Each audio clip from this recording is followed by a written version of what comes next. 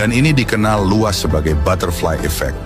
Konsep ini juga sangat umum dalam kehidupan kita. Ambil contoh sederhana. Suatu hari ketika Parto bangun untuk mandi, dia meninggalkan jam tangannya di dekat wastafel.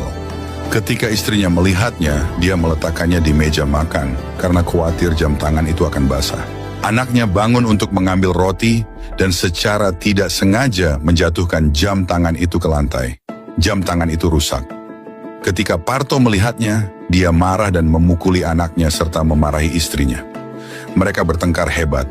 Parto membanting pintu dan pergi ke kantor. Tapi di tengah jalan dia menyadari bahwa dia telah meninggalkan laptopnya di rumah. Di dalam laptop itu ada informasi yang sangat penting untuk diberikan kepada klien. Jadi dia berbalik untuk mengambil komputernya. Namun istrinya sudah pergi bekerja dan dia lupa membawa kunci rumah. Parto harus menelepon istrinya untuk membuka pintu. Karena terburu-buru, istrinya terkilir pergelangan kakinya saat turun tangga. Saat dia kembali, Parto sudah terlambat 1 jam. Kliennya sudah pergi. Bos perusahaan sangat marah sehingga dia memotong semua bonus akhir tahun.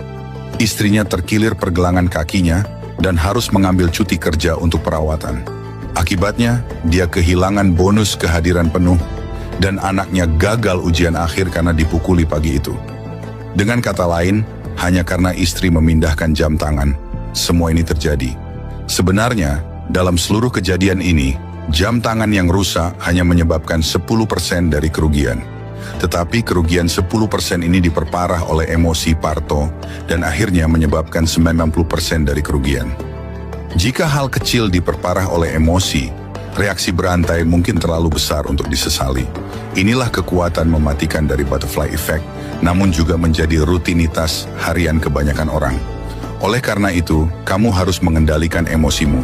Jangan membuat keributan atas hal-hal kecil.